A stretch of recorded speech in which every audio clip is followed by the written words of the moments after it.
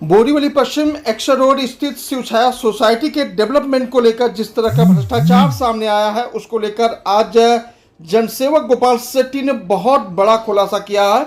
और इस खुलासे के दरमियान उन्होंने बताया कि किस तरह से भ्रष्ट अधिकारियों की मिलीभगत से यह बड़ा भ्रष्टाचार उजागर करना पड़ा है। मैं मुंबई शहर के करदाताओं के सामने एक बहुत बड़ा मुद्दा लाना चाहता हूं। इन दिनों में और आने वाले दिनों में एक बहुत बड़ा कांड उजागर होगा और उसको किसी न किसी ने करना चाहिए। बोरीवली अगर दहीसर की मैं बात करूं तो अल्पेश अजमेरा को 350 करोड़ रुपया एक प्लॉट एक्वायर करने का मुंबई महानगर पालिका ने दिया। किरीट सोमा ने उसको उठाया और उसके बाद में दहीसर में और एक प्लॉट मुंबई महानगर पालिका ने एक्वायर करके करोड़ों रुपये जमीन मालिक को दे दिया। जबकि बदले हुए कानून के मुताबिक बहुत सारा परिवर्तन हुआ है। मुंबई महानगर पालिका के जो आयुक्त और अतिरिक्त आयुक्त ये सब IAS ऑफिसर होते हैं। ये IAS ऑफिसरों को काम मंत्रालय कॉर्पोरेशन इसमें ही समय मिलता नहीं और इनको जो कायदा बना हुआ है लोगों को टैक्स पेयर को हमने कैसा लाभ पहुंचाना है उसमें वो ज़्यादा ध्यान देते नहीं है। और मुंबई शहर का एक दुर्भाग्य ये भी है कि इस क्षेत्र के जो जानकार आर्किटेक्ट है, बिल्डर को तो बहुत नॉलेज होता नहीं है, लेकिन आर्किटेक्ट इसका बहुत महत्वपूर्ण व्यक्ति होता है, एडवोकेट होते हैं। ये भी सारे चालू गाड़ी में बैठते हैं, लेन देन करके सेटलमेंट करके काम कैसा करना है ये एक सिस्टम बना हुआ है और इससे बड़ी परेशानी लोगों को होती है। मैं अभी खड़ा हूँ यहाँ पर सोसाइटी के लोग 8 साल से डेवलपमेंट करने के लिए प्रयास करते हैं और ये 8 साल से नया जो 9 मीटर का रोड चाहिए, एक तरफ शेखर राव करके मुंबई का एक नागरिक है, उसका प्रॉपर्टी है, ओपन सेटबैक है। ओपन सेटबैक तोड़कर रास्ता बड़ा करने का ऑलरेडी कानून में व्यवस्था है। आपकी जानकारी के लिए मोदी जी आने के बाद में कांग्रेस के जमाने में एक कायदा पूरे देश के लिए प्रपोज हुआ था, ग्रामीण भाग में 4 गुना रेडी रकम का पैसा देने का और शहरी भाग में 2 गुना देने का। ये कायदा बना हुआ है, ये कायदा अमल में आया है, लेकिन उसके बावजूद भी जमीन मालिक जो है वो बोलता है हमारा लैंड एक्विजिशन कर लो। अब एक्विजिशन करके अगर जमीन लेते हैं रोड बनाने के लिए या तो प्लेग्राउंड गार्डन बनाने के लिए तो कॉर्पोरेशन को बड़े पैमाने पे पैसा देना पड़ता है, पैसा देना पड़ता है और उनका लाभ होता है। जबकि रेडी रेकोन का रेट फिक्स हुआ है, गवर्नमेंट ने फिक्स किया है, 2 गुना पैसा देने का ये भी तय हुआ है।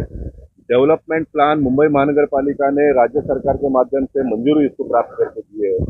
अगर कोई डेवलपमेंट प्लान में रास्ता नहीं है और जमीन मालिक से आपको रास्ता लेना है तो उसके साथ में आपको डेवलपमेंट करना पड़ता है, ये मैं समझ सकता हूँ। जब DP फाइनल हुआ है, रेट रेडी रेकोनर रेट तय हुआ है, उसका 2 गुना पैसा जमीन मालिक को देना ये तय हुआ है, उसके बावजूद भी कमिश्नर नाम के जो व्यक्ति है वो जितना मुंबई शहर के हित में काम करना चाहिए करते नहीं है। चुने हुए जनप्रतिनिधियों को आधे लोगों को नॉलेज है, आधे लोगों को नॉलेज नहीं है। आधे लोगों को नॉलेज अगर है तो उनकी इच्छा बहुत होती नहीं काम करने का, समय उनके पास भी होता नहीं, ये दूसरा एक प्रॉब्लम है। इसलिए समस्याओं का समाधान हम सही समय पर कर नहीं पाते हैं और लोगों को बदले हुए कानून के हिसाब से अपना नया बिल्डिंग बनाकर एक खुद का जीवन जीने का जो अवसर उपलब्ध हुआ है वो ले नहीं पाते हैं। इसलिए मैंने इस कांड को उजागर किया है। मैं आने वाले दिनों में न्यायालय से भी निवेदन करूंगा, मैं कोर्ट में भी जाने का प्रयास करूंगा ताकि इस प्रकार के जो मसले हैं उसको तुरंत उन्हें निपटारा करना चाहिए। मैं कोई नई बात नहीं करता हूं, जो वर्तमान कानून में है उसी की बात करता हूं।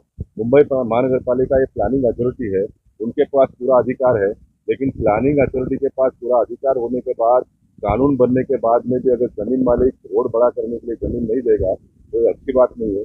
मेरा सब नागरिकों से करदाताओं से निवेदन है, अगर ये सारे सिस्टम के लोग अगर काम नहीं करते हैं तो फिर लोकशाही में एक ताकत जनता के पास होता है, उन्होंने रास्तों पर उतरना है।